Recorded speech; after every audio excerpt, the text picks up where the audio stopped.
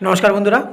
এবার থেকে শনিবার, রবিবার বা অন্য কোনো সরকারি ছুটির দিনেও এখন থেকে খোলা থাকবে পশ্চিমবঙ্গ সরকারের পার্সোনাল অ্যান্ড অ্যাডমিনিস্ট্রেটিভ রিফর্মস দপ্তর।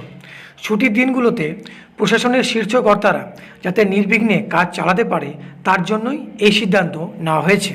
দপ্তরের অতিরিক্ত মুখ্য সচিবের অনুমোদন মেলায় ইতিমধ্যে একটি নির্দেশিকা জারি করা হয়েছে। সেখানে স্পষ্ট জানানো হয়েছে ছুটির দিনেও কাজ সচল রাখতে PNAR দপ্তরের প্রতিটি শাখাকে আলাদা রোস্টার বা সূচি তৈরি করতে হবে। সেই সূচি মেনেই ছুটির দিনগুলোতে ন্যূনতম প্রয়োজনীয় কর্মী স্কেলিটন স্টাফ অফিসে হাজির থাকবেন।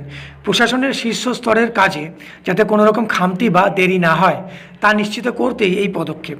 প্রসঙ্গত, জুলাই মাসের প্রথম সপ্তাহের দুদিন ছুটির ঘোষণা করল পশ্চিমবঙ্গ সরকার। এই ছুটি নিয়ে বিজ্ঞপ্তিও জারি করা হয়েছে। বিজ্ঞপ্তি অনুযায়ী ডাক্তার বিধানচন্দ্র রায়ের জন্মদিন 1 জুলাই, ওই দিন সকল সরকারি দপ্তর অর্ধ দিবস ছুটি ঘোষণা করা হয়েছে। 1 জুলাই দুপুর 2টোর পরে সরকারের সব শিক্ষা প্রতিষ্ঠান এবং সরকারি অনুমোদনপ্রাপ্ত প্রতিষ্ঠান বন্ধ থাকবে।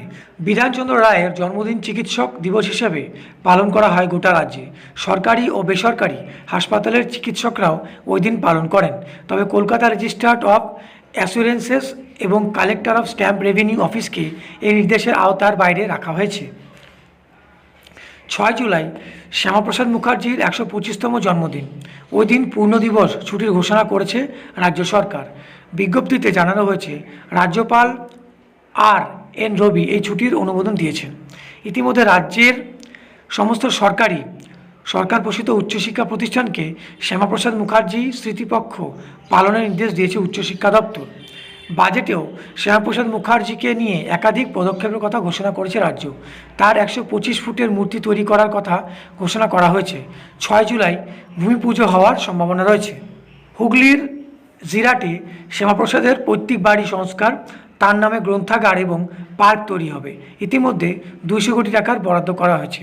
তো যাই হোক, এই ধরনের ইনফরমেটিভ ভিডিও পেতে হলে আমাদের চ্যানেলটিকে একটি লাইক করে দেবেন এবং সঙ্গে থাকার জন্য সাবস্ক্রাইব করে অন্যকে সহযোগিতা করবেন। ধন্যবাদ।